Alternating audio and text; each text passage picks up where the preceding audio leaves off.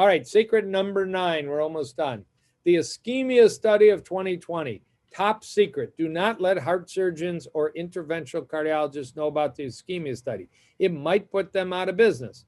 This was the most expensive study on interventional techniques of heart disease ever done, published in April 2020. So we're talking exactly a year ago. 5,179 people around the world who had stable but very significant heart artery blockage. They very often were having angina, chest pain, walking around. They had to have a rather bad stress test. When it says they're stable but moderate or severe ischemia, every one of these people flunked the stress test. This was the real deal. And they were not in an emergency room and they were not in a coronary care unit when they entered the study. But they were randomized to traditional therapy, that's the red box. Mr. Jones, Mrs. Smith, you're having chest pain when you're walking. Your stress test was quite abnormal.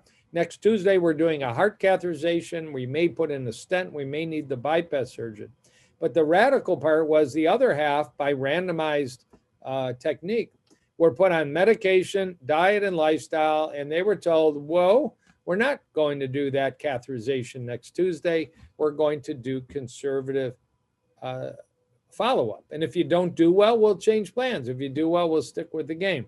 3.5 years of follow-up, large numbers, best universities and clinical centers around the world.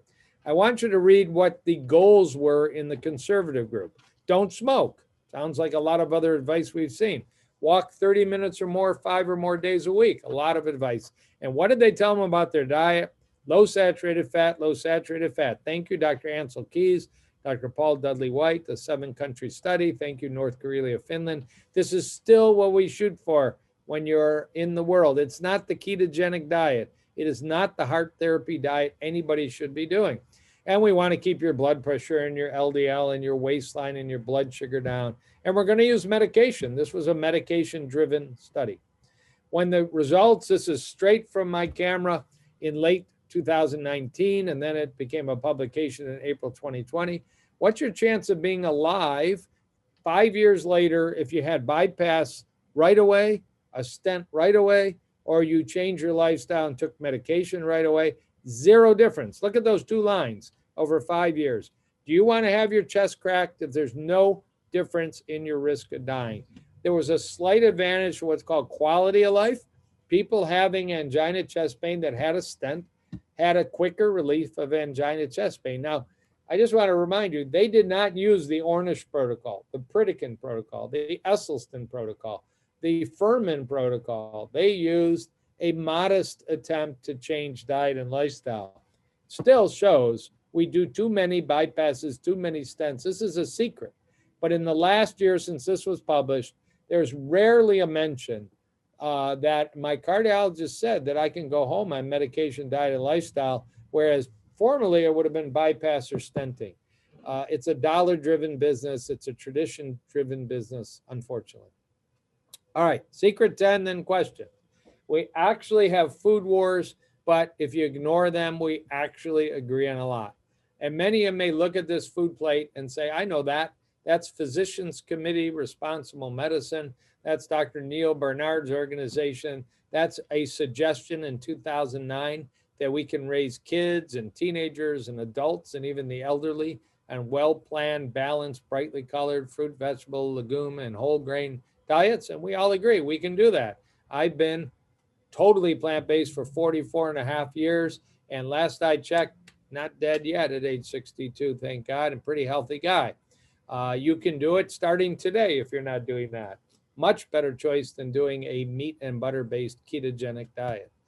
But the Harvard School of Public Health took a more middle-of-the-road approach in 2011 and published this food plate. Looks a little bit like Dr. Barnard's PCRM food plate. Half the plate, vegetables and fruits. A quarter of the plate, whole grains. That's not a donut. That's not a bagel. That's brown rice. That's oatmeal. That's quinoa and spelt and barley. And then, quote, healthy protein. It says in small print, you're not talking bacon and pepperoni and cold cuts. You're talking beans and peas and lentils. And for those of you that aren't 100% plant-based, lean cuts of meat or fish if you choose. You don't see any dairy on this food plate. It's all water and black coffee and sparkling water and herbal teas. Then you don't see any butter or lard, just like the Lyon heart trial in France. You see healthy oils. They talk about canola and extra virgin olive oil. I would certainly prefer extra virgin olive oil myself. Lots of exercise, lots of fruits and vegetables. And this is a very reasonable plan. This isn't a food war plan. This is a food agreement plan. This is really a coming together of all kinds of different people. Well, that was 2011, and a bunch of countries put out updated national recommendations. Canada won the award for the prettiest picture in 2019. What do you see? It looks a lot like all the others. There's more agreement than disagreement.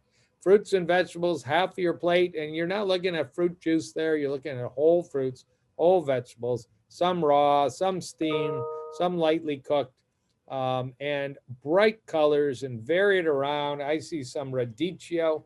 When's the last time somebody in the audience ate radicchio? It looks good to me. Sweet potatoes and tomatoes and apples and all kinds of nice things. Our favorite food in the world, broccoli, of course, lightly steamed.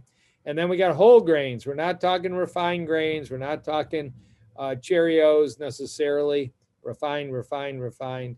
And then we got healthy proteins. I'd prefer right there the kidney beans, the chickpeas. I see tofu. I see tempeh. I see some nuts and seeds.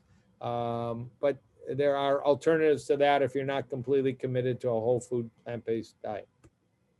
And then finally, I brought my friend Kim Williams for the final slide. Secret number 11, he's the next speaker. He said, why he eats a plant-based diet? I don't mind dying. I just don't want it to be my own fault. The message being that you have control. You have control to know that heart disease is number one. You have control to know that you need to know your artery age and testing is available. The way you look on the outside is not adequate. You need to know that advanced labs are available and you can order them, or you can educate your primary care doc and order them. You need to know that lifestyle rules, good sleep, good food, manage stress, good fitness. You don't have to be a marathon runner to be healthier than the famous marathon runner, Jim Fixx. You know that heart disease reversal is real and can happen quickly and can be seen in my clinic every week based on simple ultrasound follow-up quantitative testing.